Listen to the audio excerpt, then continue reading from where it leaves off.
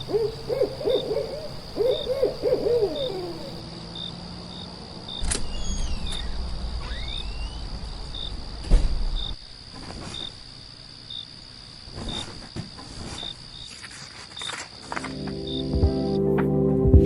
listeners, you're listening to the Midnight Readers Podcast. Grab some tea, a midnight snack, and cuddle up in bed as we dive deep into today's popular fantasies, sci-fi, and mysteries. We're your hosts. I'm Lily. I'm Brittany. And I'm Christy. This season we'll be discussing a dark academia bully romance series known for its smutty contents, billed as a Harry Potter for adults, and touted by many on Book Talk and Bookstagram as an Akadar hangover remedy. That's right, we're headed to Solaria. Welcome to Zodiac Academy. Note to students, vampire bites, loss of limbs, or getting lost in the Wailing Woods will not count as a valid excuse for being late to class or this podcast.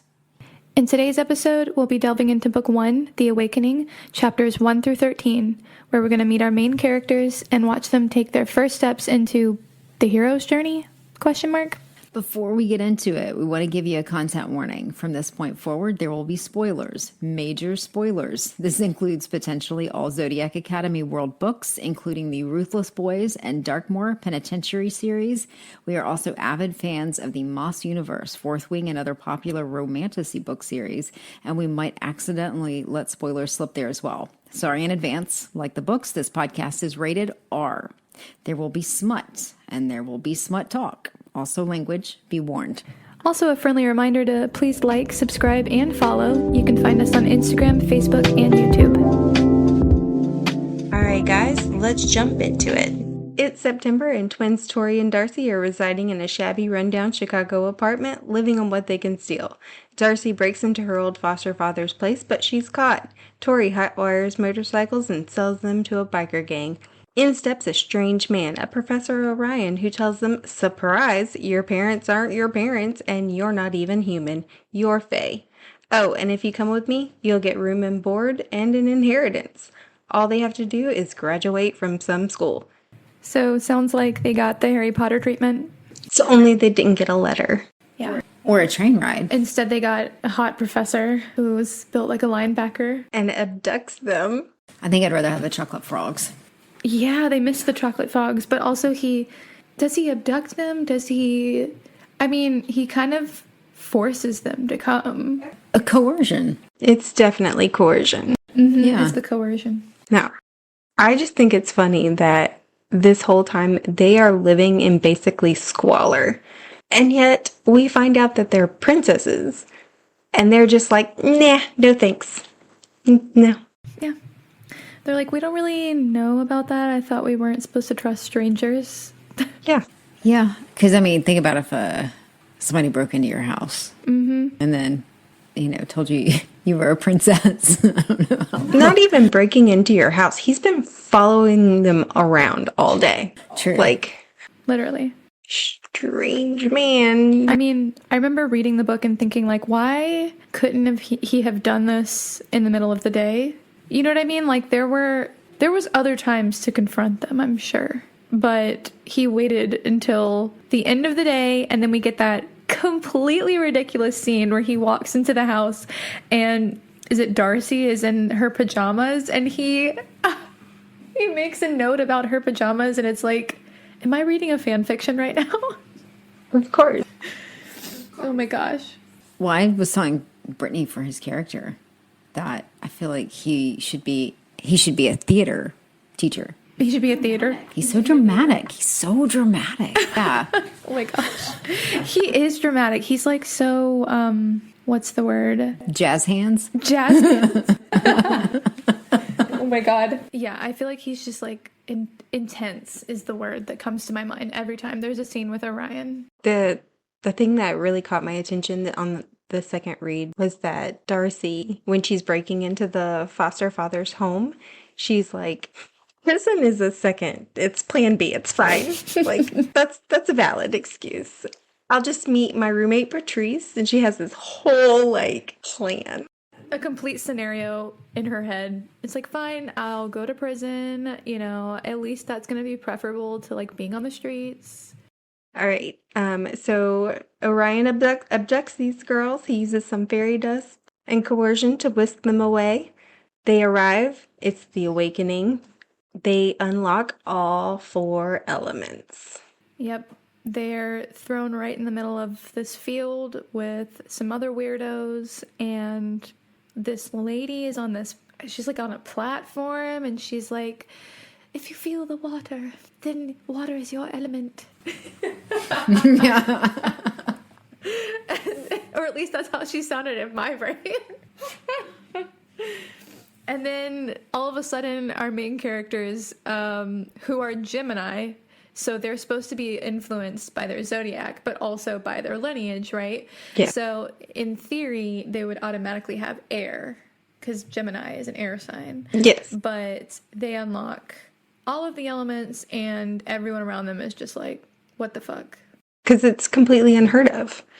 And their father was considered the most powerful fae in the world, and he only had 3. Well, because we learned about their heritage, and their parents were just very strong, it seemed.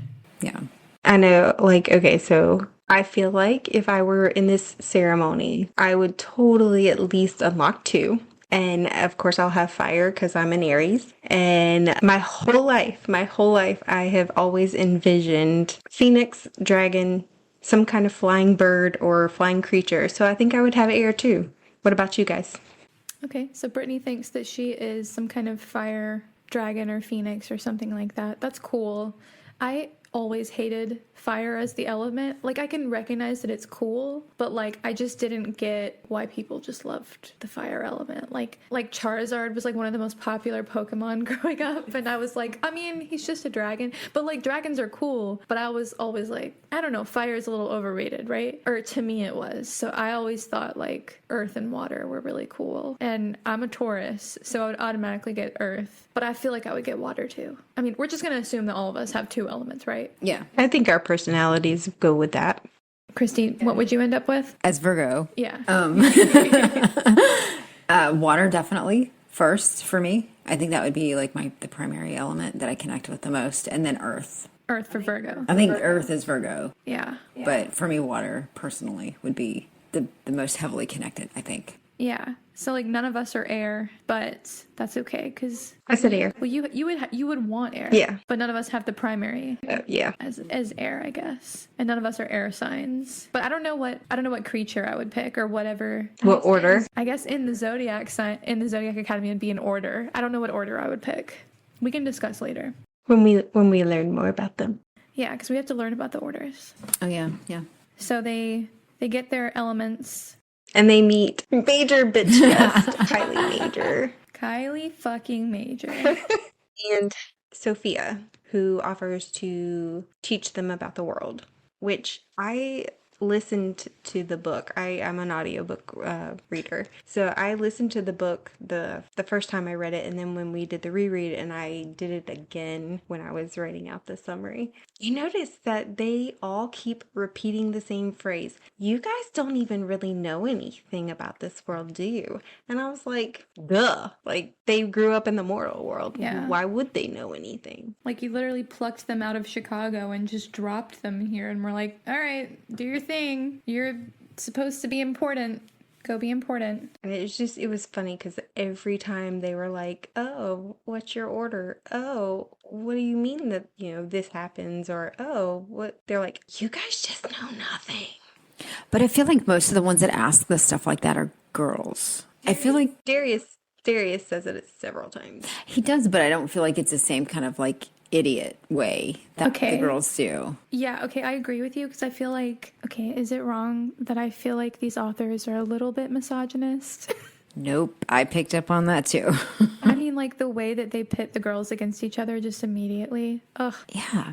Maybe it's because we're in a time now where it's like we want girls to, support each other and like have fun with each other and like recognize when boys are being dickheads and we don't have to fight for a boy, right? But we have characters like Kylie Major and her friends, and yeah, the authors write them really, really unfortunate. I mean, even like that's my issue with Sophia. Oh my gosh. I forgot. The listeners have to hear about Christy's issues with Sophia. Oh my god. I think Sophia's fine. I think based on the rules of this world, I don't see any issue with her actions. And I think she is fucking useless. I mean, she's one of the least powerful fae in this whole place, so she's... But didn't she have to be powerful enough to get in? Maybe. I'm not 100% sure about it, but I always pictured it as the rich kid school. So as long as your family was rich enough or prominent enough, it didn't matter your power level. And even if she's more powerful than other fae in the world, she's not powerful in Zodiac Academy because everybody else is so much more powerful than her. Yeah, but coming from watching things like Buffy with Willow, who is the ultimate nerd, Right. but still is more than happy to get her ass beat to stand up for her friends, even knowing that she can't actually protect them, but she's still gonna make the attempt. So it's just insulting to see Sophia basically being like, hey, I'll be your friend and I'll do stuff or help you out, but boy, if shit goes down, I'm out of here. And let's rewind for a minute, because what is going down with the heirs? Because we got into the academy, but we haven't discussed what is the big issue with the heirs at the Zodiac Academy. So the girls come in. Principal Nova is like, oh yeah, by the way, you're princesses. Yeah. And we're just gonna bring the media in and like shine a light on you, and you'll take the throne from the boys. And she's just so casual about it, and the girls are like, what? The girls are like, throne? Yeah. Money? We What? just want money and magic and to be left alone. Yeah. Here's a question, though, for the heirs. How does the throne work? Is it like a timeshare if they share the throne? A timeshare. From my understanding, Hale was king and Marissa was queen. And then after they died and they thought that the twins died, there is no royalty, but the Celestial Council ruled, but it was a rule by committee. So no one's more powerful than the other, and it's a metaphorical throne. Yeah. And so when the boys become the council, they'll also rule by committee. That makes sense to me, because I was also thinking that it was weird for there to be four heirs or four people involved, right? But also, I think as we'll find out more as we read the books. And if y'all notice, like, they don't talk to Tori, who is the oldest, as she will be queen. They talk to them both as you will be queen. You're both. The both of them, yeah. Even them, they're like, y'all are gonna be queens together if you take the throne back. I think it's important that we note for our listeners as well that me and Christy have not read these books before now. It is our first read, and so we are discovering things as we go. And Christy and I are physical book readers and also ebook readers, and I kind of switch back and forth between them. And I also listen to the audiobook sometimes. But then Brittany has already read this series and is the one that was like, we have to talk about this together, and I need you guys to read this. And Brittany is also, like she said, an audiobook reader. Yes. And it caused such rage the first time around. Yeah, Brittany was coming to us at work, infuriated about the plot of the book. And so we were like, okay. Listen to what these boys did this time. Exactly. Maybe this would be a good first read, right? But back to the heirs. So we meet the heirs briefly. First, though, what did you think about Principal Nova? Principal Nova is just like such a pain. I don't know how to explain her, but she's just a pain in the butt. I agree. I don't like her. I don't either. I don't trust her. She's also useless. I feel like a lot of the women in the series are just useless. Kind of stereotypes a little bit in a way. Oh, yeah. Yes, but just one stereotype. Yeah. Useless. Yeah. Yes. So then Principal Nova announces them, and we are introduced to Geraldine for the first time. Oh my gosh, Geraldine. I take that back. I take it back. Geraldine is not useless. She's not useless, her. and she is amazing. Right? I actually get a little frustrated at how they treat her. I mean, they get treated like crap by everybody else. You got one person who is actually willing to take on an enemy for you. So I'm a little protective of Geraldine. I will say, there is a point in the book, and I'll bring it up when we get to it, that a little bit frustrates me about Geraldine. But overall, I love her. She brings joy to these books. Every time she shows up, I laugh. Also, on that note, I would also, if I were a new person to the school and somebody started yelling, Ass Club loves you, Oh my god. I might duck and cover too and run for my life, especially with how picked on they are. It's just like more embarrassment. Well, I think also, as someone who's jumped around from the book to the audiobook version of Geraldine is actually, this is a great point because, the audiobook version of Geraldine is a caricature of a character. She is like this goofy southern kind of hillbilly sounding girl, and I think it adds to how silly she sounds in the book. She sounds so dramatic. Yeah, she's super dramatic. But I think also there are other characters that I think it kind of infuriates me to read, because it's like, okay, it's one thing for you to redneckify one of the best characters in the book and do it in a way that is like low-key disrespectful, but also the other characters that are not just English, like Diego, sometimes it bothers me to read his character because I'm like, this is a stereotype like of his character, you know what I mean? Like, his name is literally Diego, and he's like throwing in chicas at the end of every sentence, and Muy loco. it's fucking, it's muy loco, and it's just sometimes exhausting to read. And I get it, it's a little bit satirical, but at the same time it's like, damn, it's also a little offensive. Maybe, I don't know, maybe we're being a bit sensitive, but it's silly. I think I've read other people share that same viewpoint on the internet. It was a lot. I think I noticed it more after you said something, but it seemed constant. Right? It feels like a lot, right? Yeah. Like, it'd be one thing if he was throwing in some, I don't know, if he had more of a personality beyond the fact that he is a Spanish speaker. If he had a little bit more going on in this book besides that, then I wouldn't think of it as a little bit offensive. But because Diego kind of exists to be that kind of character so far, it feels a little bit. Yeah. But back to Geraldine and her ass club.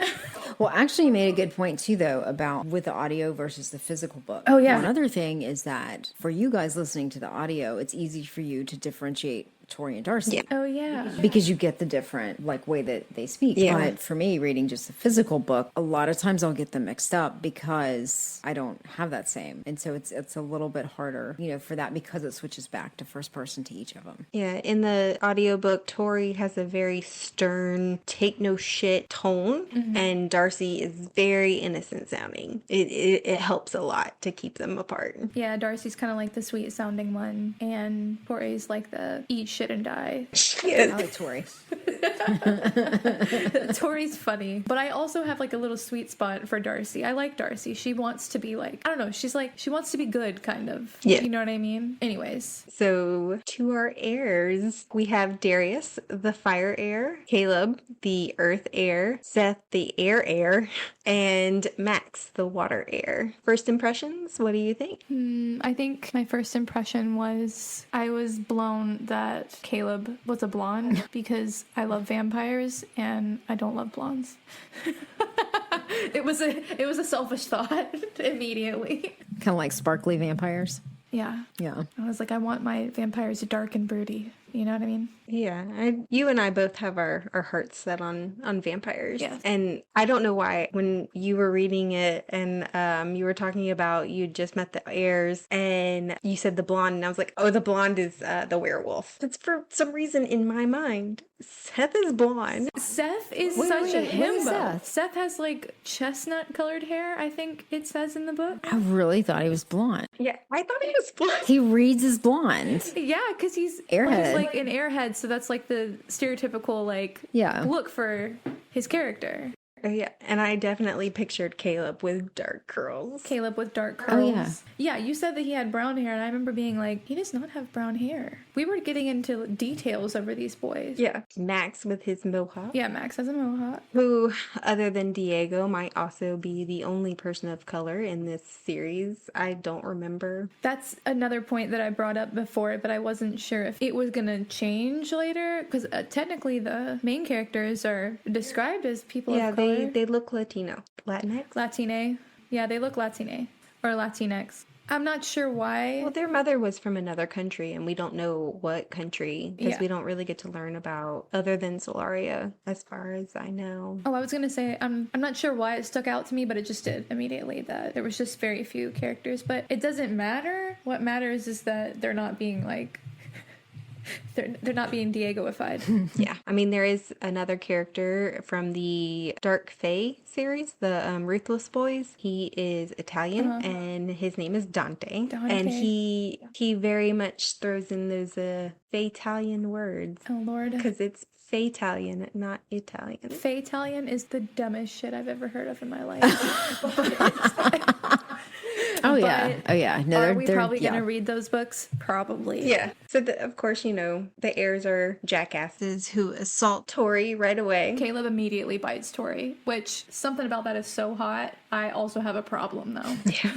I agree. Not that you have a problem, but that it's hot. Yeah. So I might have It's a hot. problem too. Yeah. All right. So Principal Anova announces that it is time to pick their houses. The 4 heirs, of course, are the heads of the house, and the girls are not allowed to pick the same houses. So, of course, Darcy picks heir, Tori picks Ignis. Which house would y'all choose? I want to say Earth, but I feel like this book makes Earth sound so lame. But I'd probably pick Earth. Water. Water. You'd pick water? I know y'all haven't gotten to the description of those houses yet, but I'm scared. Let's just say fishbowl for water.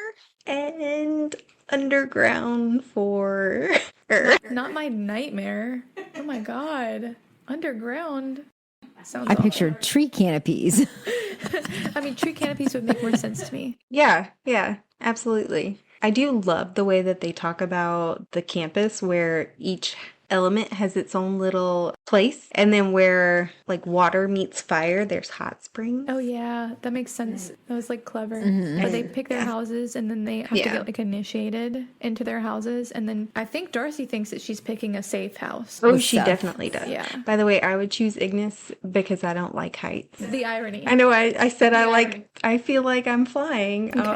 Ignis, definitely. But yeah, Darcy definitely feels like she's picking the safe choice. I don't think, like, my personal opinion about Seth is that he might be the most sociopathic. Seth is, we've read up to a certain point now that, I'm not sure about Seth because I feel like there's something hiding behind those, the little puppy eyes. You know what I mean? Just based on this initiation. Do you remember what your first thoughts about him were? My first thoughts were, oh, he's like a pretty boy, kind of, because he has like the long hair, like the Fabio look, kind of. But up until the point where he's like dangling her off of the tower, I was like, oh, I was like, okay, he might be safer, but it's got to be bad, right? Because we're reading Zodiac Academy. But then he's dangling her off the ledge, and I'm like, okay, he's just as fucked as I expected. Yeah, he's like, okay, cut your hair, or I'm gonna drop you off of this tower. He's just evil. I don't know what his obsession with her hair is. What is with the hair? Yeah, he's obsessed with his own hair too, though. Does the hair symbolize something?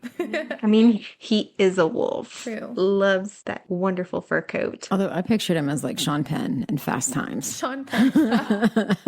Oh my gosh. Although the volatility does match. I hate Seth. I hate him. I think he's evil. I think behind the evil is more evil. I do remember when I first read it, I was like, don't trust them. Don't trust him. Yeah. I mean, after the first impression where they were definitely clearly like threatening them, my first thought was, this can't be good. No. None of this can be good. And then we get to Tori's initiation, and that was just a whole ride. Yeah. Though Tori's was a lot less death-defying. Yeah. Darcy manages to come out on top because she's like, fuck you, drop me. She literally calls his bluff. Yeah. First of all, I was really upset that Kylie didn't have to do the initiation. Yeah, she's screwing one of the heirs. But that does not excuse you. I get the whole practical joke of, making them stand and jumping. And honestly, Darcy showed them that she was willing to jump blindfolded. So she came out on top there. And then, of course, when they drag her to the top and she actually does jump and save herself, his plan to put her in her place was like, I fucked up. Yeah. Made Seth look like an idiot, I hope. Yeah. Which is why he's so angry when she comes back in. Yeah. He's like, I'm still going to take your hair. I'm gonna get your hair no matter what. Yeah. All right, weirdo, freak. And with Tori, I feel like her initiation was a lot easier, even though Relatively tame. yeah, even though she had to walk across hot coals, she was chased by a Nemean lion, and then she had to But it was tame. Downselling. yeah, and then she had to fight off, was it fire golems or Yeah. and then walk through a wall of fire. Well, I think the difference is Darcy's initiation feels so personal. Yeah. It's like intimate in a way that is like mind fuckery. But at least Tori's was a test of her body in a lot of ways, which I think is not as bad in a way. Like, yeah, it was some craziness. She definitely still had to do a lot, but And by going through that wall of fire and then her response of being like, I had 2 grand in my pocket instead of being like, gasp. I think that was a point to Tori as well. She didn't, cower in front of him, even though he burned off all of her clothes. But even then, it feels like for Seth, like he enjoyed it. Yeah. He loved it. He created it himself, Whereas for Darius, it almost seems like he does not want to be there. Like he's done with this and it's something he's having to do. Let's just get it over with. But there doesn't seem to be as much active hatefulness. His is more of just a passing, I'm tired of you. that's so true. Hatefulness. Yeah, it does feel that way. I do love that her parting thing was like, take a good look because you'll never see this again. Yeah, Tori's comes out on top there as well. Yeah, but then 2 minutes later, it's like, ooh, his chest, ooh, his shirt. You're not going to see this, but maybe you will. I mean, some foreshadowing. You can look in and not touch. I mean, you can, but also we know that what this romance series is about. Who knows? I feel like it's foreshadowing. Yeah. You have to feel like at some point there's going to be some negative close. Oh, yeah. Well, and not just by fire. We wouldn't be reading it if it wasn't a little bit smutty, let's be honest. Is it a little bit or is it a lot? There's the love triangle. It's a slow burn, but forbidden romance, enemies to lovers. Yeah, there's a little bit of everything. The love triangle was kind of obvious. I don't know, it felt like it was kind of an obvious setup at least with how when we first start reading, it's like 2 heirs take to Tori. twin and 2 heirs take to this twin, it seems. I don't know if Max takes to one of the girls, but Seth is definitely into Darcy. Yeah. I think Max just likes fucking with them. Well, maybe not 2 heirs, but 2 characters. Yeah. Orion, Yeah. Or yes, as yes. Christy likes to say. Yes. Until my opinion changes. Yeah, It is yeah. Orion. He doesn't deserve the full name. Orion does be like, ooh, buddy pajamas. Let's talk about Orion because we know Orion takes them to the school and then we have a class with Orion. So after initiation, we have our first class with Orion. It is Cardinal Magic. In this class is Tori, Darcy, Diego, Sophia, and our lovely Kylie Major, bitch of the century. I think that's Seth. No, Sophia. No, it's Sophia. During this class, Orion shows up late as per usual, and he is not very nice. What do y'all think about his teaching style? He writes all these "you are not" statements at the beginning of his class. Again, theater department. Yeah. Theater The department. drama.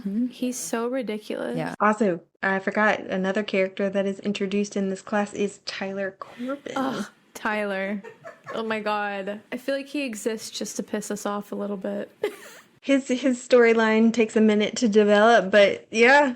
Oh, Okay, no. he is obsessed with Faybook, and yes, that is a thing in this book, sadly. But he is obsessed with Faybook, and he is obsessed with, it doesn't matter how much trouble it's going to get him in, he is going to take a video, he's going to take a photo, and then he's going to put 1,000,000 hashtags on it. Respect to the elders in the room, but this is proof that it's written by a millennial. Thank you so much. You're welcome. I take offense at that. You're like, I never want to speak to you again. Respect to the elders in the room. If you can't tell, Christy and I are millennials, and Lily is our Gen Zer. Yes, the resident Gen Z. I think I'm Gen X. Oh, are you? See, Christy's think. Gen X. Ooh, we got a nice little variety going on here. Love that. All right, back to the book. So Tyler loves Faybook. Tyler loves Faybook. And there is a reason for it. His mom is a reporter. Oh, interesting. Yeah. So Orion, he introduces order forms in this series. We learn that Tori, Darcy, of course, and Diego don't know their order form. I, having read the book, already know, and I might have accidentally spoiled it to Lily. So Christy, any thoughts on what the girls are gonna be? Okay, well, I guessed it, and then you told me. I know. So You you did. know both of them? Yeah. She guessed it and I couldn't keep my face straight. So. Yeah, I guessed it when Brittany was first reading the series. She was coming to me and was like, I'm trying to figure out what their order was. And I was like, what if it's blah, blah, blah? And she was like, it is blah, blah, blah. See, you're really good with stuff like that. I'm not. It's almost inevitable that whatever I choose is going to be the complete opposite. But I feel like at least one of them has to be Hydra, just because the dad was that and it's rare. Okay, fair enough. So I feel like one of them is going to be Hydra. So for the other one, You think they're gonna be the special snowflakes? The rarity? I think at least one of Another them. trope I think in the they're world. going to be different though. I don't think they're both going to be the same. Oh, that's an interesting thought. So in other words, that's not right, and they're both the same. I am not telling. What about Diego? Diego is the character I have latched on to. If Christy has an ish with Sophia, then I have some fucking thoughts about Diego. Because, one, what the hell is under that hat? What is under the hat? We never see that man without the hat on, and I just want to know what's under it. Is he a Medusa? Because maybe he's hiding snakes. Anyways. Diego is very attached to his hat. He's very attached to that hat. And also, I just feel like something's weird about Diego. I don't know. I just get a vibe. He's hiding something. What do you mean you don't know your order and you're from this place? Oh. I just think that's weird. There were others. Sometimes, like the vampires, they all emerge once their power awakens. Werewolves can emerge very young, but they don't always. Dragons, teenage years. I think it's because Diego just feels almost like a placeholder. Oh, you think Diego's like a placeholder character? I don't know. I mean, that's the way he feels. I don't think that's the intention, Right. but that's just kind of how it feels with the writing of him sometimes. That's a good point. Yeah. So what do y'all think he is? Any guesses? Theories? Maybe he's some kind of dog or dog-like animal because he's kind of like loyal. But is he loyal? I mean, have we seen? Well, I mean, like, he sticks to them really close. Not long after. I don't know. I was just thinking, like, trying to think of something about Diego because he's a little bit one note. He'll get developed, I promise. I don't have much against Diego besides the fact that, one, what the fuck is under the hat? And two, there's just something going on with him. I just know it. And both of you know, I have spidey senses. I know things. I don't know how, but I do. Clear cognizance. I got it. So Orion attacks Tyler in this. Physical violence from a teacher. Okay, can you just imagine a college teacher, which, let's remind each other, this is college, but it feels like high school. It definitely feels like high school. Yes. Can you imagine a college professor gripping the back of some kid's head and just slamming it down on a table? Because I'd lose it. Instant lawsuit. Oh, the lawsuits, the I could hear the gasp in like a classroom, the you know what I mean? Crazy. And the drama of, I feared for my life. Geraldine's, I feared for my life. I didn't know what I was gonna do. I just immediately thought, I have to protect the heirs. Your Majesties. The true queens. And you're ruining Geraldine for me. Literally how she sounds in the book. She is so dramatic. That is not how she sounds in my head. And I'm happy for you. She's very like sweet. Just wait, it'll change. Well, I won't hear her on the audio. In the audiobook, she is like the most annoying character.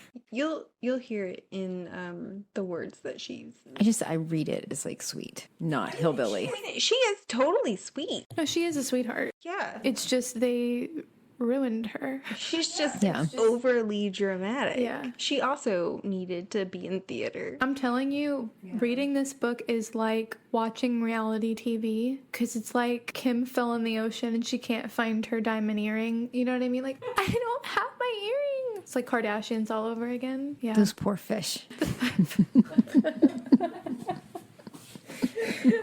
course your brain went to the fish.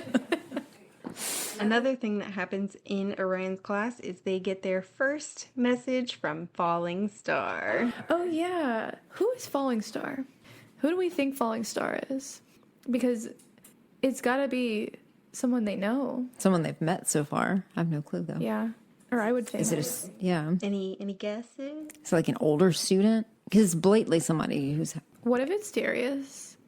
You think Darius would be helping them out? I don't know. I just feel like there's something about him that he's hiding. Yes. I feel like, again, it goes back to, it seems like the other three are more than happy to be assholes. Yeah. But I feel like for Darius, it's almost like he has to be. Like, he doesn't want to be there. He would love to be out doing something else. Maybe he doesn't even want the throne. Yeah.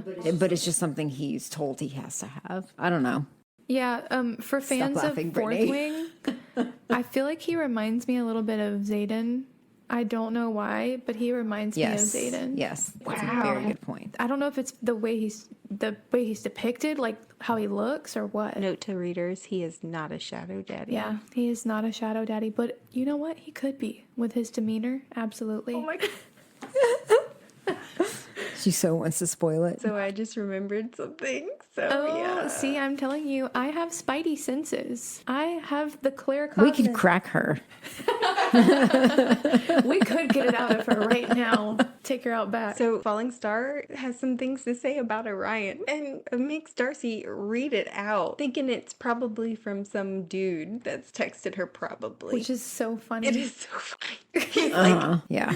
He's so pissed. really? Who told you that? Well, you asked. Yeah. And then punishes by Yeah. unleashing coercion. yeah. You know what really gets me is the fact that he's supposedly mid-20s, but in my brain, Orion looks like 40s, like mid-40s, stocky build. I don't know. He has this like look to him that reminds me of like Adam from Mercy Thompson. the Mercy Thompson series. Adam in my brain is It's very stern. 30-ish. Yeah. Yeah. I think I'm a little biased because the Mercy Thompson series, the comics, have like Yeah, I hate the ruined my vision for what the characters look like. Because I could never envision Adam that well. And then I saw the picture of him in the comics, and then I was like, "Ugh, now it's never gonna leave my brain." That's what he looks like to me. Like very like straight cut, stocky, shorter build. You know what I mean? And Brittany thinks he's built a little more lean. They describe him as a quarterback, and quarterbacks are generally the only person on the team who has the least amount of muscles. I mean, maybe in their arms, they have good arm muscles. And I'm not saying that quarterbacks don't have muscles. They're leaner because they don't have to run. All I'm they have just to do is saying, throw. well, it's written by two British women, so do they really know what a quarterback looks like? Let's be fucking honest. That's true. Yeah.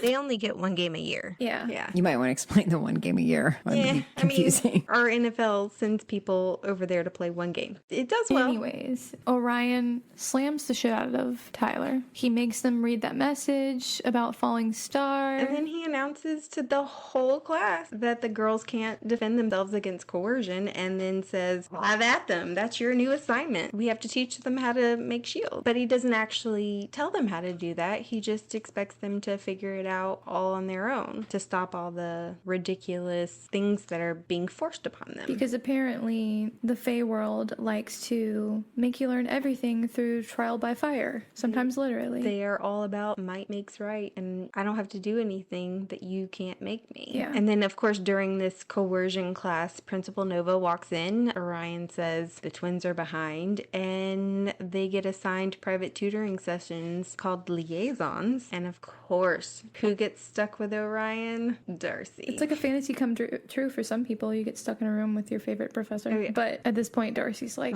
he's terrifying. Yeah. And Orion has developed a wonderful new nickname for Darcy, which is Blue. Yep, he calls her Blue because of her hair. Does it make you miss your blue hair? It does make me miss my blue hair. I used to have really, really cute blue hair. And also it's weird for me because my middle name is Blue. So, like, I kind of wish people called me that instead of Lily, but it's fine. Next episode be like, I'm Blue. It's also just like it's also just like an awkward, for me it's an awkward nickname because it doesn't like roll off the tongue. You know what I mean? I feel like Lily rolls off the tongue. But I think it's telling that he's already giving her a nickname. You think he's into her? I think he's definitely into her. Like, from the start with the bunny PJs, which, red flag. It's a red flag that he's into bunny It's a PJ. red flag that he noticed the bunny PJs. Chill the fuck out, Orion. That's kind of a little something too, because in this half of the book, we also see where we find out that he and Darius are working together.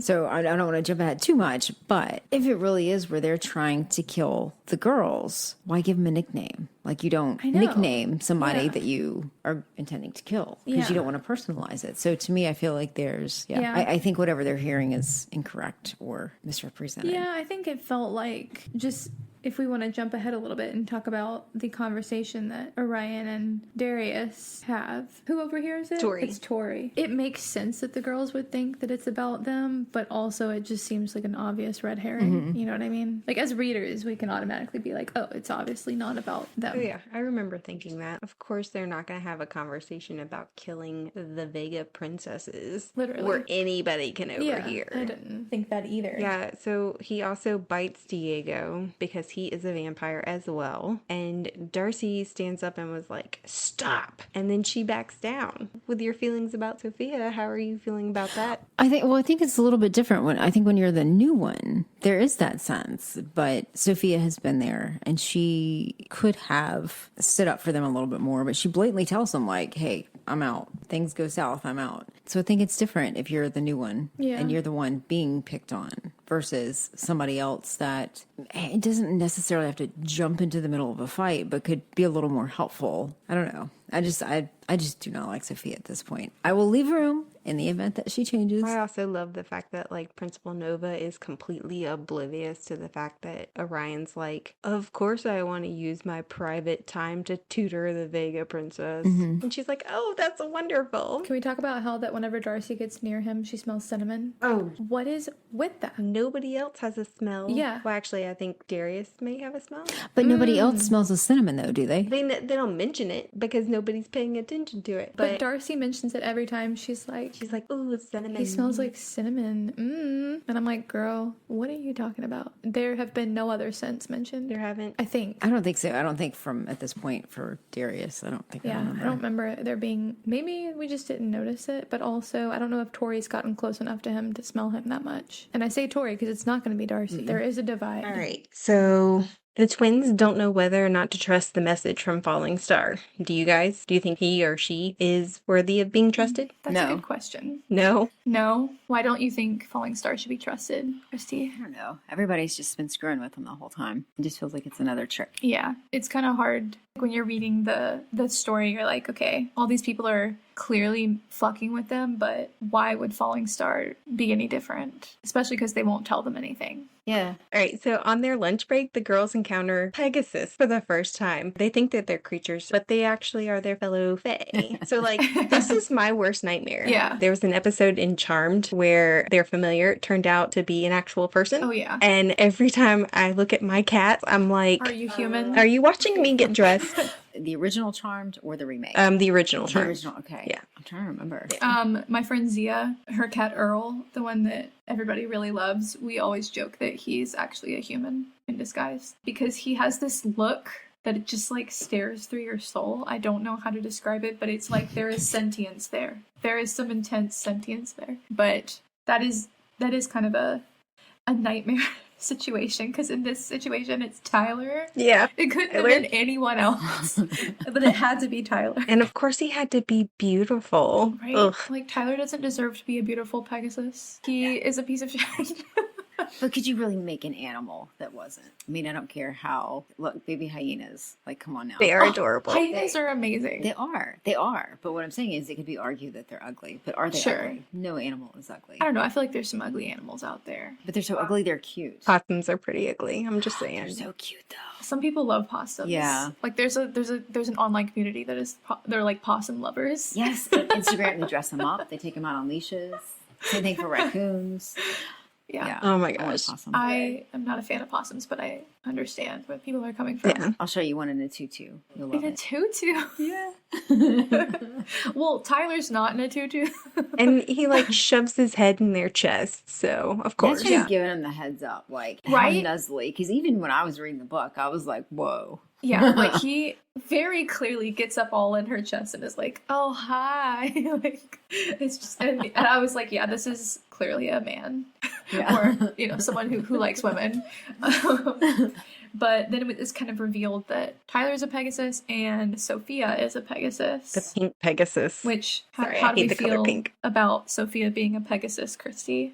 I'm laughing because Brittany said, I hate the color pink. And I was like, well, I hate Sophia, so.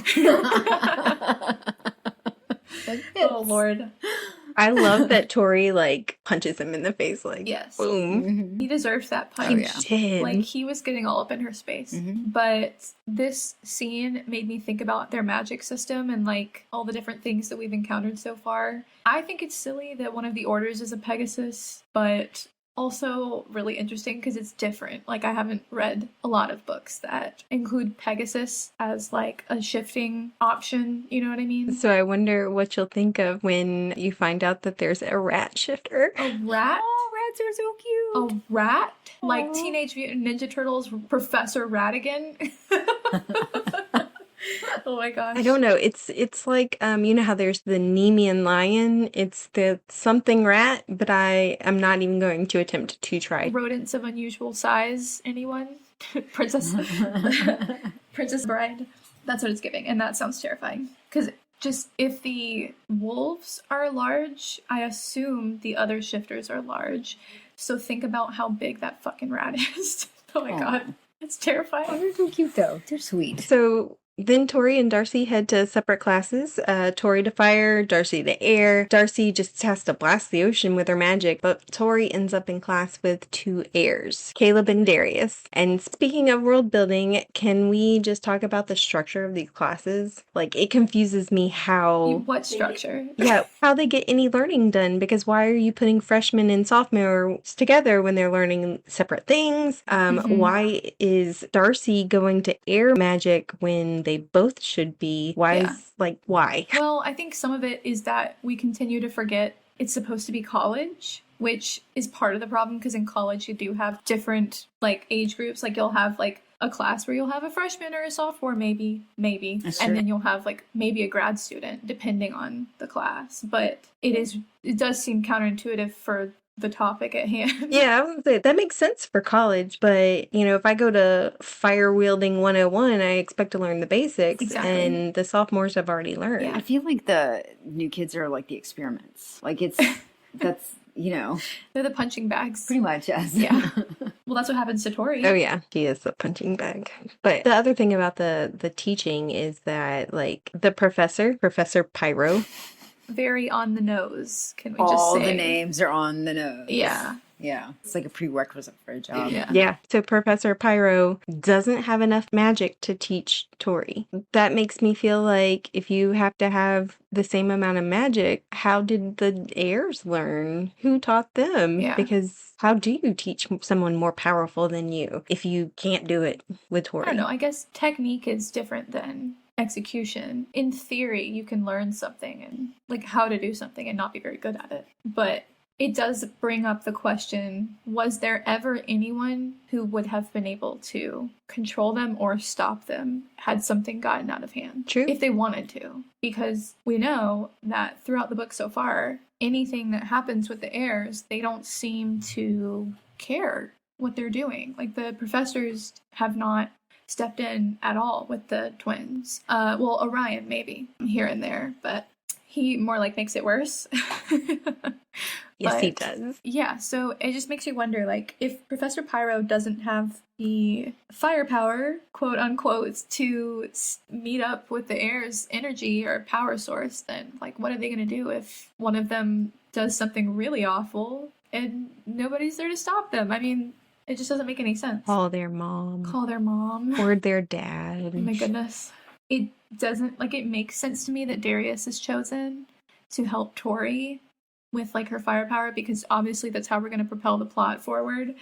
But at the same time, I feel like... Forced proximity. Yeah, forced proximity is it's the trope that's, like, immediately just thrown in for Tori because from the beginning, Darius was going to be her heir. I don't know why. It's just so clear from the beginning. And Darcy has her forced proximity with two of them, so... Yeah, but I feel like it was a setup. Like it was, Yeah. I feel like it was done at the expense of the story with Darius. What do you mean? Almost like maybe there was not another way to put them together. And so it was just like, okay, this is how we're going to do it versus actually having the story do it in a way that makes sense, where you don't come away with questions or like, well, didn't really make sense. If this is the case, then why, like you said, who would have trained the heirs? Who's going to stop them? Who's going to stop the Vega twins? Yeah. Does that mean they're just the end all be all rulers that can destroy anybody because nobody can touch them? Would there ever be anyone to like stop them? Yeah, just I felt like it opened up a lot of questions that the book may answer later. Yeah. Looking at Brittany. Brittany side eye.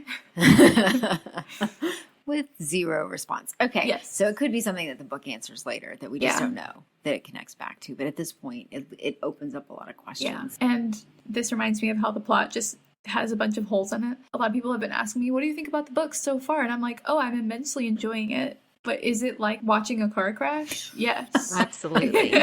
It's like you can't look away. You have to know what's going on. But also it's like nothing good is going on. I think the style of writing kind of overrides that a little bit. It's a nice pace. It's relaxing. I mean, even though it's frustrating in some aspects too, there's like a relaxing pace to it. Yeah, it's like weirdly episodic too, which makes it easy to follow. Yeah. So in Fire Class, Caleb announces that Tori is his personal source. Which I called from the beginning. I knew it instantly. I was Personal like, oh, this is suck going to be bag. so good. Suck bag? Yeah. Her personal Capri Sun. Juice box. So Caleb claims Tori as his source, which I knew from the beginning. I wanted that to happen. But he made it a contract. Yeah. So there's something called the Vampire Code that Orion brings up later, and it puts responsibility on Caleb for Tori. Yeah. So if another vampire touches Caleb's source, that is a direct challenge to him. Yeah. He basically tells her, like, you can't let anyone else suck your blood. But I think it makes sense because now she only has to watch out for one person versus everybody that comes along. So Caleb's doing a little favor for her. Sort of. Yeah. How do we feel about Caleb in general? Because I feel like, Christy, you and I kind of like Darius in a weird way. Yeah, I feel like something's there for Darius. Like, he does not want to be there. He does not want to do it. But like maybe he's the black sheep of the family and he's pretending for it now. But Caleb, I don't know. Like I hate Seth. I really like Seth. Well, I don't really like Seth. I like Seth. I feel like he's annoying and I could see where he could go bad. But at this point in the book, I find him like oddly cute. But I feel like he's just kind of an idiot. You know what I mean? Like, I don't know if he has the capacity to really hurt Darcy in the way that the other heirs do. But yeah, I don't know if Seth could hurt Darcy in the way that I see like Max and maybe, I don't know, Darius or Caleb doing, because I feel like he almost doesn't care enough in a way. But I'm sure I'm gonna probably eat those words, just knowing that this series is kind of insane. But up to now, I don't mind Seth that much. He's kind of stupid and he's kind of annoying, but I don't know. Maybe I'm biased. I feel like he's a sociopath. I feel like in my mind, the way I see him personality-wise is like the Joker. Like just this really, air quotes here, fun personality. But he's actually that's kind really of insane. Just this psychotic, like enjoys like the pain. He just seems to enjoy it so much. I can see that. It seems like that I feel like that even without the family aspect of it, without the throne aspect of it, he would still be doing something like that because I feel like he truly enjoys the pain. Yeah. By far, at this point, he is my least favorite.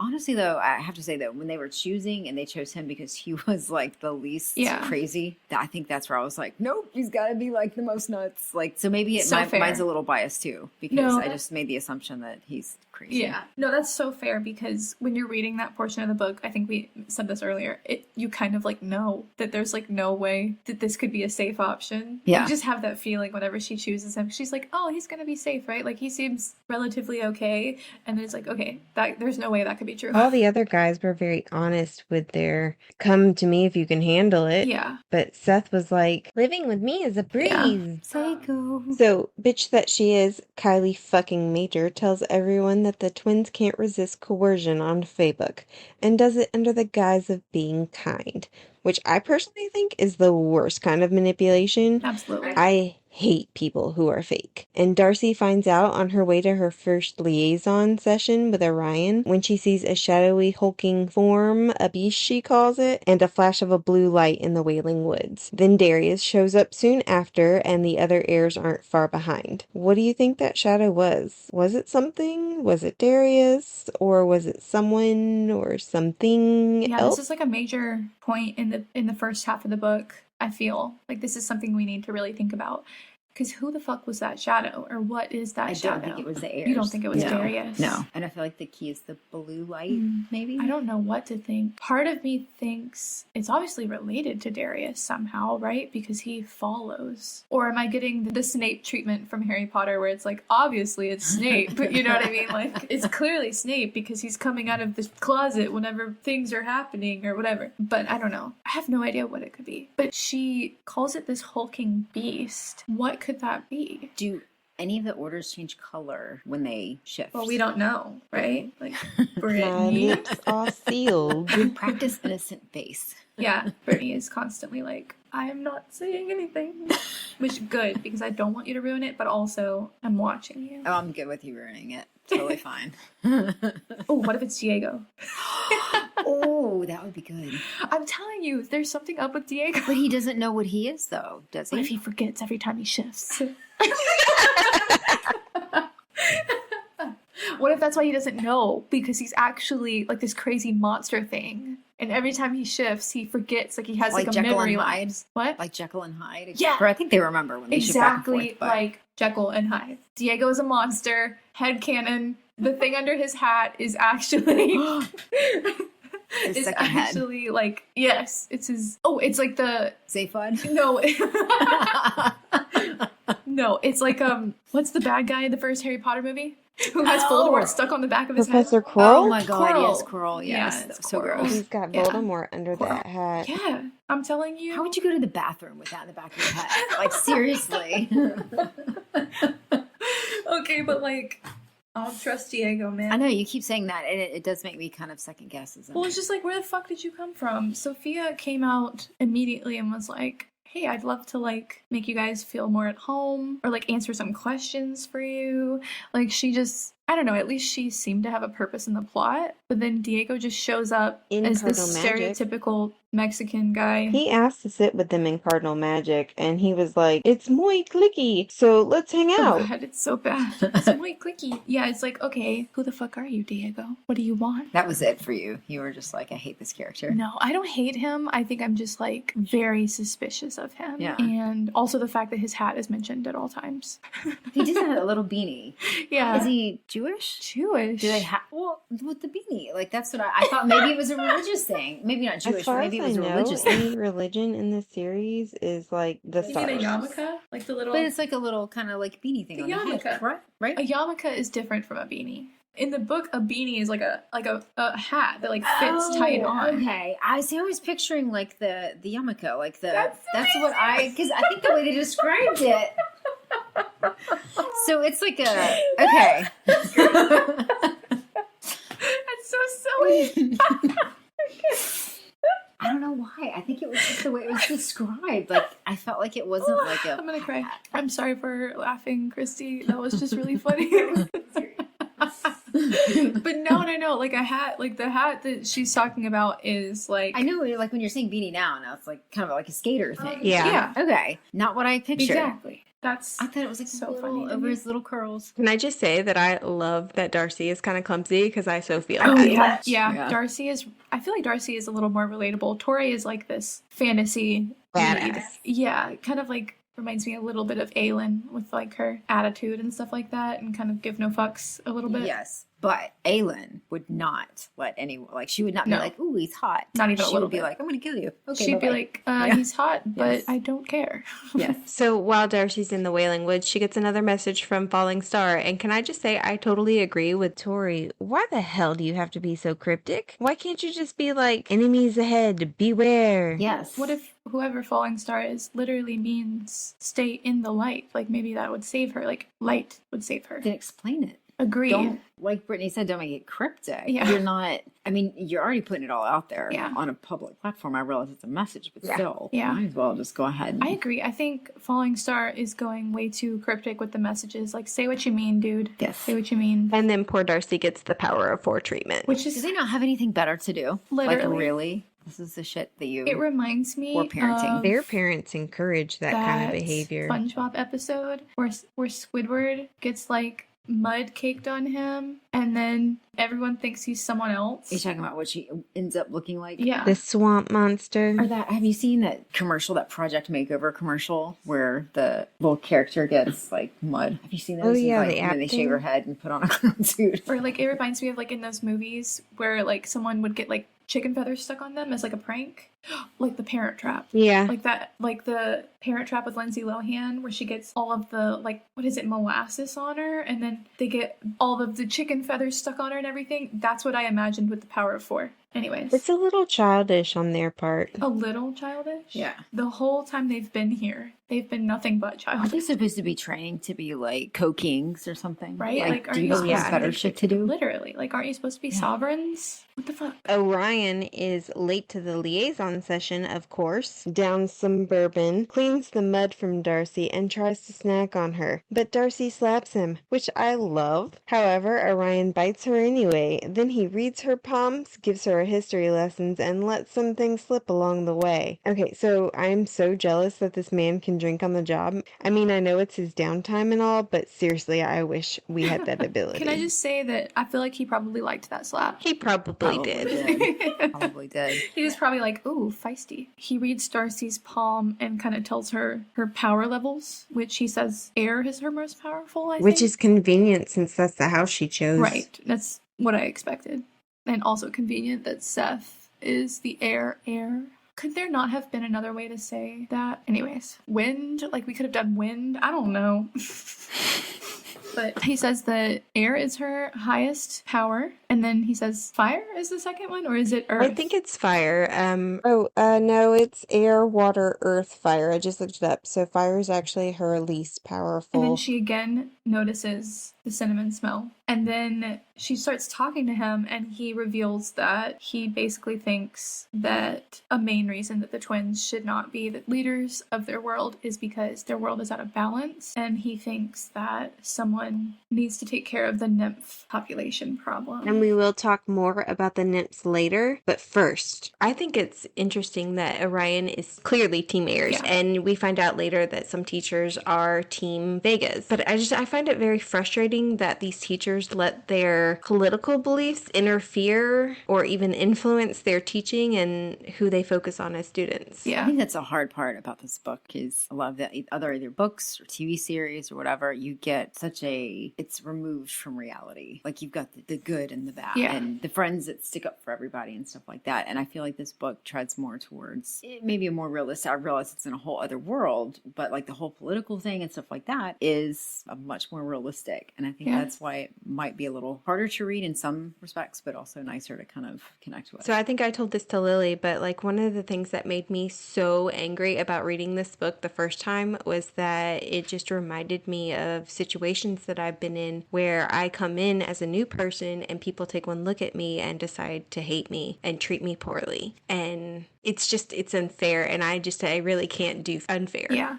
And I feel like just to pick up on that as well, it's usually by now the main characters have some clear allies that feel not just like they're your friends, but also like they're going to help you. And I feel like the two allies that we think that we have, Sophia and Diego, they're not really doing a lot to help them. I mean, I feel like Sophia has tried to answer questions, which is good. They're teaching them about their world, but so far they're just getting stuck in situation after situation. Yeah, I feel like they're not willing to put their asses on the line to help their supposed friends. I feel like, especially for Sophia, that she is sucking up to them just in case they take power. Like Yeah. she's hedging her bets. Like she's going to be nice to them and then she's not going to show loyalty in the public to piss off the heirs. Like she's really riding that line. I hope you're wrong, because I feel like that's not the vibe vibe I get from Sophia, but I understand why you feel that way reading it. We learn more about their world. It's Fae on Fae. They take what they want. They don't ask. Their whole society is based on power and who has it. We learn that their father was a Hydra, their mother was a Harpy from a faraway land, and Orion implies that they were murdered. And we do find out later that they were murdered. Just he kind of implies that there's more to that. I think that learning that they could have been murdered makes sense, just with the way that the story goes, you know. I think it would have been weird if they weren't murdered, because the Vegas were just, like, dropped into the human world, like, randomly. So I feel like, obviously, their parents were concerned for their children's lives in some way. So do you want to talk about the Reckoning? Because we totally didn't talk about that in Orion's class. Oh, yeah, the Reckoning. So the Reckoning is like this midterm assessment that will make them full students of the academy. They're kind of like pledges right now, kind of like a sorority. And if they don't pass, they will get kicked out. And like all the heirs and the teachers are like, you're not going to pass anyway. So I beg to differ. I'm sure they're going to pass. There would be no books if they didn't pass. Blatantly, they're going to pass. Obviously, right? Like, Know what they have to go through, but yes. what do you think about them not being official students until they pass, though? Do they have to pay to go there? I think tuition comes out of their stipend, but I'm not sure. Oh, no, I mean any student. I think they do, but I'm not 100% sure. That's some crap. I know the aristocrats Well, put money in back. a lot of money to the school. I think they do have to pay. I think it's mentioned in the beginning whenever Okay. they're told that they have money that is going to come to them, I believe. I could be making that up. I feel that's right. I could be wrong. So what would have happened if one of the heirs hadn't passed? They would get the shit kicked out of them. Their family has other heirs, so I assume that they would just be passed over. So you don't think they would have like forced it, maybe paid some money, maybe That's what I was thinking. made sure that they passed? Like my you father know? will hear about this moment. Yeah. I don't think that you can do that. Okay, I guess we are going to have to learn more. So I want to skip ahead and talk about Tori's liaison in comparison to Darcy's. So Tori has Professor Presto's, and her session is mostly like they decide they're going to do it by email. Here's your credit card. I'm going on a date. Which is insane, but also very college professor Yeah. of her. Which liaison session would you prefer? The hot professor or the remote learning? Remote learning. Hot professor for sure. Even if he is a dick, sometimes, you know, it is what it is. You want to be stuck in the room with your hot professor? Maybe, but also I am taken. But in this situation, I feel like it would be way more fun to get Orion, personally. Christy's like, absolutely not. At this point. I agree. What about Professor Washer? Oh my god. Remote learning. Dude, was this guy like a priest or He's something? such a creep. That's the whole vibe I get, is like priest. Okay, like, it's funny because the whole series so far has been nothing but red flag after red flag in terms of men. But then you get Professor Washer, and you're like, absolutely not. Something about him just screams. Even "Do the not creeps trust would him." be like red flag. Yeah, exactly. All right. Tori wakes up the next morning to find naked pictures of herself on Facebook, and she goes down to the common room, finds Milton, and kicks his ass. I love it. She hasn't been taught how to use her water magic. She hasn't been taught how to use her earth magic. And those are the two that she uses to kick his ass. And it's just epic. Yeah. And Darius lets it happen. Yes, because it's Fae on Fae. that was a challenge. So it had to be Fae on Fae. So if anybody interrupted, it would be considered unfae. Yeah, I thought it was a great scene. She finally gets some revenge a little bit, which feels like satisfying to the reader too, in some way. Also, I love Tori's snarkiness. I know that the writers have time to write it out and they can write her perfectly, but just her whole, like, I have your pictures too. Oh, well, you keep them because you obviously are desperate for material to jerk off to. It's just so on point. Mic drop. Could never be me. Well, especially with the girlfriend sitting right there. Right? Is it Marguerite? Yeah. Yeah, she kills that scene, and it feels like a foreshadowing as well for some other things. Like, okay, Tori is gonna be a badass, obviously. She's so snarky. Yeah, I love it. Oh, yeah. Yeah, one of my favorite parts is coming up. I also love that she makes sex noise when she's eating. I don't know if you guys have ever starved, but I have. And just eating after, I agree. I feel agree. like I'd be making some interesting noises too. I think that's a funny little trope to put in the book because I feel like I keep telling you guys it sounds like fanfic, but so much of this is so fanficky. It's such a funny way to move the plot in a certain direction, like putting little things like that. I feel like I would never read that in another book besides this one. It's funny to me. But also, who points that out? Diego? Yes, I think it is Diego that points it out, and then she's like, "Nah, I'm louder when I have sex." Oh my I love God. that there's no shame. Yeah. Caleb's like, "Can we put that to the test?" I can't.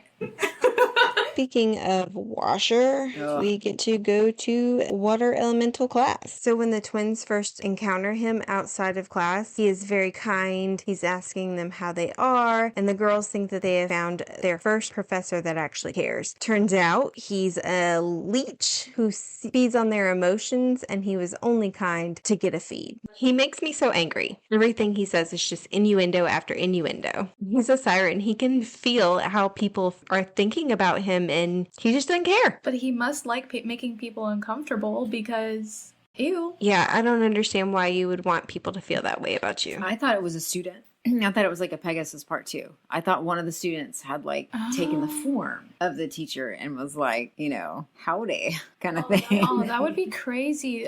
Can any of the students shapeshift like that? Like into a different person? I don't know. Brittany knows. Brittany knows is making a something. face. She's making a Brittany's making a face.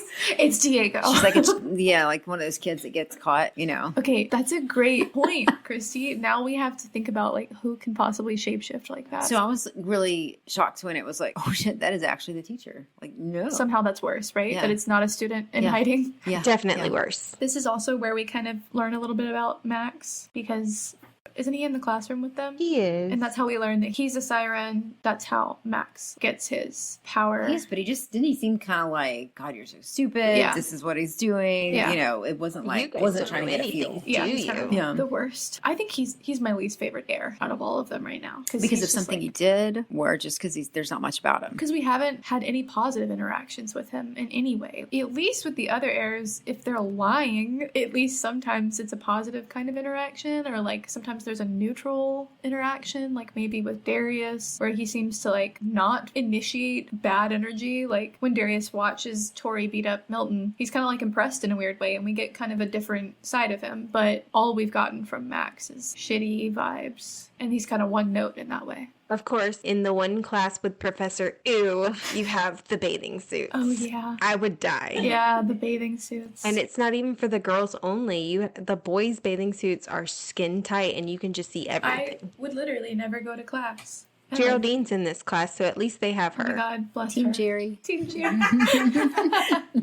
Dude, what if it's Geraldine in the woods? Then I will love the monster. Right? Like, what if Yes. Darius was sneaking up on Darcy, but the beast is actually like a protector or some kind of like positive, like it looks scary, Positive. but positive. I don't know, just some theories. I like that. Favorite theory so Back far. to our discussion. So the next day, Darcy overhears a news report of a body being found by an unknown Zodiac Academy student. All the heirs are super upset, and Darcy learns more about the nymphs from Diego. They are the Fae's mortal enemies and aren't born with elemental powers. They have to take it by killing Fae. But he does mention that they have the gift of shadows, whatever that means. He says that they have the gift of shadows. Yep, quote, word for word. Huh. So that's interesting because that's in their prophecy, right? Yes. The word shadows, and the shadows they come across shadows with the beast or whatever Darcy comes across in the woods. Yeah. Do you think maybe the nymphs are the real shadow daddies of this series? Oh my God. I think potentially that the nymphs are not actually bad guys. I think that the nymphs might be taking the fall for whoever is doing something bad, because I feel like that makes sense because we don't actually know anything about the nymphs. You know what I mean? It just feels like it could be someone else. I agree. I think the nymphs are the good guys. What do you think that it is, though? The nymphs do have their order form, not that it's called that. They are tree-like creatures, but they do have a fae-like form, so they could be anyone in the school. Professor, student. Are there any order forms that can shapeshift? Because Brittany's making a face again. I feel like if the nymphs can have a fae form, then maybe someone that we know is a nymph, but we just don't know it. Yeah, but who would be a hero at this point? I don't feel like there's anyone we've met. You think that a nymph would be a hero? Yeah. Would you think that they're being framed? They're being framed. Yeah, I think the killer was someone from the heirs. It's Diego. It's Diego, right? Oh, Diego with Lily. Now watch it will be Sophia, and I will be proven right. Finally. We know she's a Pegasus, so. True. What if she shapeshifts? Oh my gosh. Oh my gosh. Yeah, I mean, how much you want to bet it's Diego? I feel like he is. But that would make him the hero. Well, we don't know that he's not a hero. I just think he's got something going on. But I don't trust him. That's true. However, that doesn't mean that that is right. He could still be a good guy. I know. don't I think feel like so. you're fairly intuitive. I usually am horribly wrong in my guesses, and you're usually right, which probably makes him a bad guy. You gotta remember too that what if the nymphs aren't being framed? What if they are bad guys? Then who is it then? I don't know. There's so much like bad nymphs, that it's like, Yeah. no, they're not bad. You mentioned this once before, Christy. You said that you think it could be like a political thing. Like the nymphs are actually like just... Oh, the Fall Guys. Yeah, they're like fall guys, but like the fact that they're doing bad things. is made up. Misdirection. Yeah, absolutely. I think somehow it's connected to at least one, if not more, of the heirs' houses. And Yeah. then they're using the nymphs to give people a villain to hate while they continue to do whatever it is that they're doing. Which would be so crazy, but also make a lot of sense, I feel like. But then the question would be, why are they creating misdirection? What are they trying to hide? What are they trying to cover up? Why are they trying to stir up some kind of controversy or issue, right? Well, there's supposed to be some sort of chaos right now, right? Unbalance, I think, is what Orion Unbalanced. said. And if you give the people something to say, we kill them and we're balanced again, Right. then maybe the true cause of the unbalance, they're not paying attention to that because they're so Yeah. focused on going after the nymphs who are maybe either hard to catch or Yeah. they're not trying. Like a way to create an issue they can solve. Yeah. Orion does mention that there's a lot of powerful families that are being murdered. And if I remember correctly, I could be wrong about this, but I do believe murder is not legal. Ironically. It's a fae on fae fight in which you put down the other fae, but I don't think you can go as far as killing. But it does seem that they're willing to, I don't know, like the heirs are willing to take it very close to murder. If not, the twins seem to think like these people are going to kill me. The twins are also new to this world, so they're Yeah. learning too. Yeah. And so far their interactions with the people there have all been not the greatest. Yeah. So yeah, murder is illegal. There is the Darkmoor Penitentiary. That's their jail. And so maybe going off y'all's guys' theory, families are being murdered and they're blaming it on nymphs to get away with murder. Maybe so, yeah. It seems like a logical theory, right? Yeah. Yeah, I definitely think so. I'm also Team Nymph. Team Nymph. Team nymph. Team Jerry, Team Nymph. I just want to say that I want to slap Milton when he coerces the twins to make out with each other. Oh my god. They're sisters. That's so gross. They're sisters. Why would you want sisters to make out with each Gross other? behavior, Yeah. childish behavior. So our next class is tarot class, where we meet Professor Astrom, and Darcy has a vision. The girls keep pulling the High Priestess card, and Sophia says that means someone is lying to them or withholding information. Who do we think that is? I mean, who isn't? But I'm assuming this is pointing to somebody directly. Again, like I thought that was the most epic, like You were like, woo, okay, who isn't lying to them? yeah. Well, it was such an epic buildup, and then it was like, wait, what? Yeah. You know, like if you gave them a card of who was telling them the truth, that would be pretty awesome. Yeah. 'Cause, you know, so far no one. Yeah, I mean, like up to this point, I don't know a lot of characters that are on their side. I mean, we talked about Sophia and Diego potentially, but other than them, like who really is not lying to them in some ways? Maybe the professors, but that's debatable as well. Diego has the death card. Do we think this is ominous for Diego? Well, I mean, I like to dabble in tarot. Not that I don't know how, realistic tarot is, but I find it fun to look into. And like neither of the cards that they pulled mean necessarily what seems to be implied in the book, which isn't really that much of a shocker, but I'm sure that the death card being pulled for Diego is supposed to mean something ominous, like some kind of omen, but in reality, the death card is oftentimes like not that bad of a card to pull. It basically just means like extreme change or transformation or some kind of big upheaval in your life. It doesn't have to be a bad thing. And then if you pull it upside down, it would be you're resistant to change or anything like that. And same for the High Priestess card. Traditionally, the High Priestess card kind of means more like duality, like the divine feminine, sacred knowledge, like intuition, and like being aware of hidden knowledge. So in some ways, it's like, okay, people are lying to you. Be aware of that hidden knowledge. But at the same time, it doesn't necessarily translate to reality, but also how much of this book translates to reality. True.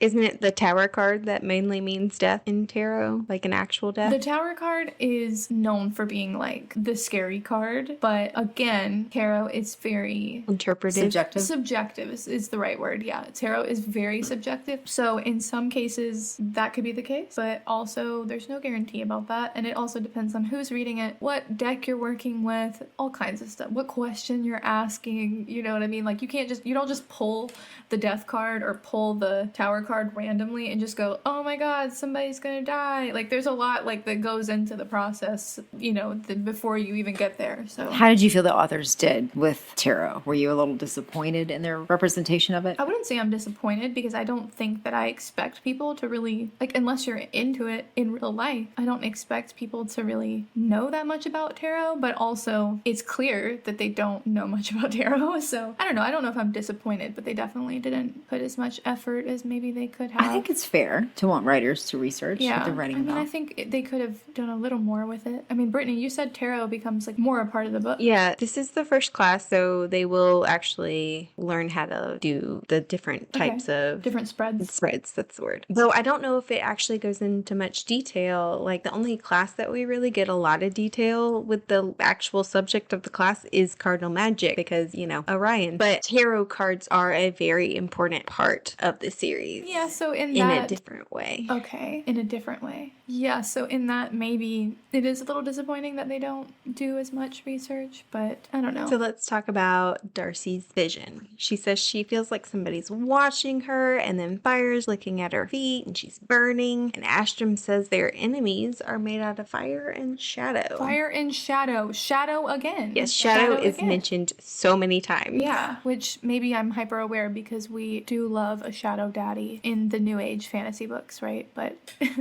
fire and shadow, what could it mean? Well, I think it's implying the nymphs. And Darius. Which again, I feel like is in this direction. So for tarot, could this professor like be a bad guy too? Or can somebody mess with the readings? Like kind of impose something that would then make him suspect like what that would be? That's not a bad theory, but I think since the book is really insistent on how the stars affect their fate and like how the stars affect their lives and like their powers and stuff like that, that makes me think that tarot is affected by the stars. But maybe someone could mess with the readings, perhaps. I don't know. And of course, you got Tori, who is insisting that she does not believe in the horoscopes, in the tarot cards, because she's like, I can see this fire in my hands. She's like, I can't see that the High Priestess card means anything to me. All right, so we're moving on to Order Enhancement. Diego is sent to the Griffins, and the twins get sent to the werewolves for their first Order Enhancement class. Seth. Yeah, Seth.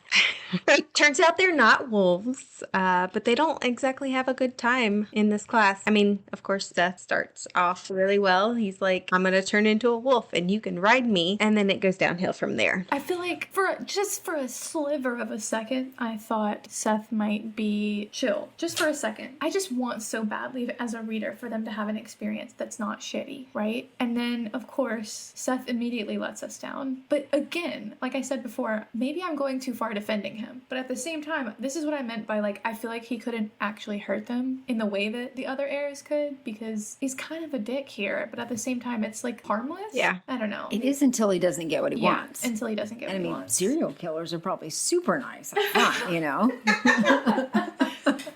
You're like, Seth is harboring some psychopathic traits. Yeah, so he leaves them to have to walk back through the Wailing Woods after taking them basically off campus. And, Tori has her liaison session, and then she takes a walk in the woods again for some reason. You'd think that they would learn. But here come the heirs, of course, because she can't catch a break. She hides, and they kind of gather and have a conversation in front of her that she overhears. And they seem to really relax. What did you think of them in this situation? Oh yeah, the heirs have like a moment where they don't seem like giant assholes, but it's because they're all hanging out with each other alone. And nobody's watching. So the heirs do know how to respect people, but only each other. They don't just tolerate each other, they seem to have some kind of relationship, like a cooperative relationship that's not just, oh, we're all heirs and we're all doing this together, so we might as well like each other. It seems to go a little bit further than that in a way. And it also talks about how they tolerate each other's orders a little bit better. They kind of feed off of each other when they need to, and they feel comfortable doing that. It's not a power thing for them whenever Caleb needs to fight Darius or when Max needs a emotional feed. Yeah. But they also can say no. And they can also say no. And that's what I meant by they seem to respect each other in a weird way, Yeah. unlike how they treat anyone else. So we find out that Darius is engaged Oh yeah. to the ugliest girl ever. And to top that off, his cousin. Why didn't that shock me at all? I'm from Tennessee, so that's like, Of course. He's like, it's my second cousin. He's like, that's not the problem though. It's the fact that she's hideous. God forbid. I love that the other heirs also rib him about his fiance. Yeah. They're like, yeah, dude, she is pretty ugly. And we feel bad for you, but also it's funny. Did she get rid of that thing on her face? No, dude, that's her face. so mean. That's They awful. are. They It's are. awful. I feel like, but you know what though? If you've ever heard men talk amongst themselves like that, it really is like that a lot of the Oh, it time. is. But also, you probably won't think it's mean once you get to meet her. Okay, maybe not. So, what did y'all think about the plan that they decided to, surprise Tori the next morning? Pretty shitty. What do you think they were gonna do? Because, what did they even say? Pretty sure sexual assault seemed to be on the menu. Sexual assault? Did they say that? I don't think they said it, but it sure as hell was like, They did say, maybe we'll find out she sleeps naked. yeah. That's so fucked. Yeah. What? I didn't feel even like this think writer about- just hates women.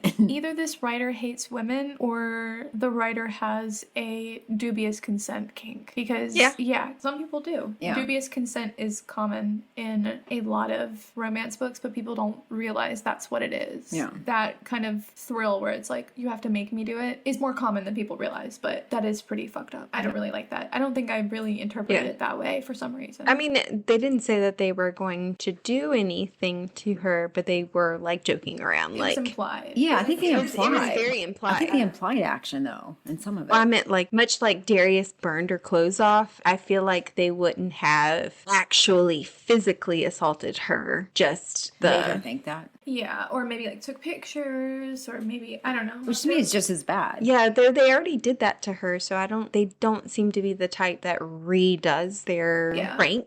Not that it's a prank, their bully tactic. Yeah. Well, I mean, the trauma's going to be the same regardless. Yeah, some kind of violation of her privacy, violation of her feeling of safety. Yeah, I read it like they were going to surprise her and it would violate her safe space. Yeah. Make her feel vulnerable somewhere that she needs to feel safe, which is messed up, as is the pattern. Yeah. Then, of course, Darius sneaks off to meet with Orion. We did touch on this a little earlier, but Darius has no qualms about going into Asteroid Place, which is where the teachers live. It's supposed to be completely off limits to students, Just walk right in. serious consequences for anybody caught there. And, of course, Tori follows and overhears a very ominous conversation between the two, and she automatically assumes that they are talking about her and her sister. Honestly, if I was in Tori's position, having been treated the way that they were treated, I might think it was me too, even though that feels like she's being a little self-centered, like everything revolves around her. But what do you guys think? I don't think that's self-centered. I think it's just putting together what's happened to him so far. Yeah, exactly. Well, all the shit that's happened to them up to this point, I don't blame her for thinking, shit, they're gonna kill us. What haven't they done so far that would indicate anything otherwise? True. Can you imagine if you started a school like this, coming out of the human world, I guess, and people were just doing anything possible to fuck with you at all times, and then you overhear two people who have been fucking with you for A week. and you hear them discussing something very weird, and you're like, oh, great, they're gonna take it up a notch. I don't think that's crazy. So if they weren't talking about the twins, who or what do you think they were talking about? No, that is the question. Well, because they were talking about two. Well, was it two? Because they Or was did it say just something, plural? because that's where I got mixed up before, because with him reading one of them. So he read Darcy. Yeah. And for some reason, I thought he had already read Tory or something like that. But because remember in the conversation, he said something to the effect of, well, I've read one of them, but I haven't been able to read the other, or something like that. So Right. so they're blatantly your two. He says, I'll meet with her later. And there's a lot of thems thrown in there. Yeah.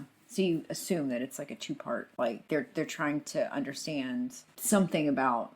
My assumption was like the lifeline on the hand, like that's what he was looking at to see if they need to kill them or not. So if they were the source of the chaos. So my assumption is, this is what I was thinking. I could be wrong. My first thought was there is some kind of prophecy or there is some kind of event that hinges on the twins. And they have to know about the twins in order to counteract or to enact whatever is going to happen. And so it may not, or it may involve the twins, but it is not them trying to kill the twins. That's my theory, because it does seem to imply that he has to meet with Tory to read her palm, like you said, and that they need information for that. But then the other part of it doesn't seem to be as clear. So is it maybe more so that they, like you said, like they don't know how the prophecy goes, what's going to cause a fall into chaos and what's going to kind of bring that balance back if they're either alive or dead. They don't know which way it's going to go. Yeah, that, or perhaps maybe they're trying to confirm something in a prophecy that we don't know about. Like, oh, is this the twins, or are these the people that are involved, or is this whatever, something like that. Like they were trying to confirm something by reading Tori's palm, is what I'm thinking. I don't know. It's a decent theory. I like it. Don't look at me like that. She knows. I'm just like staring daggers at Brittany like, you little devil. All right, so of course, Tori rooms with Darcy for the night to avoid the heirs. They contact Fallen Star to see whether or not they can trust him, and he sends them an article about the death of their parents. Do we think this is an accurate thing? Maybe it's misleading? Do we think it reveals any clues about The article? Yeah. I didn't feel like it gave clues as to who Falling Star is, but I felt like the article was probably... I mean, I took the article at face value because I had already agreed with the theory that they probably were murdered. So, like, I didn't think too much about it whenever I first saw that he sent them an article. Same. Okay. All right. So this is our last chapter in this episode. Next day is Cardinal Magic. Orion reads Tori's palm, tells her that her main elemental gift is fire, and then bites her, which of course then sends Caleb off. Your favorite part. Which I loved, yes. Which I was infuriated that he even dared to bite Tori after biting Darcy. I was like, that's not how this works, you bitch. But as soon as Caleb comes in and is like, what the fuck? I was living.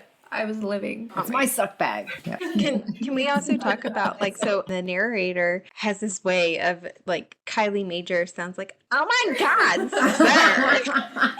Oh my god, sir, you can't just like bite her. She's the biggest fucking tattletale. I can't. So she is supposedly dating Seth, Yes. which is weird because Seth doesn't give a shit about her. Not even a little bit, right? Like, Yeah. So she like posts online or something that Orion bites Tori and then Caleb comes like storming in, which is iconic. But he doesn't, he responds with a post first. Oh yeah. He does. He Which said, I find hilarious. WTF. it's just funny because And it's dramatic so- entrance. Yes. I was talking to a friend about this book the other day and trying to describe it because, like I said earlier, I mentioned the car crash. I have also mentioned watching reality TV is a good way to describe this. And they mentioned Jersey Shore. I just I never watched that, but I know the premise. I never watched it. I saw other people watching it from time to time, so I kind of have an idea of it, but I feel like it is along that term of dramatic. You have to respond online first so that everyone can see it, and then you take action.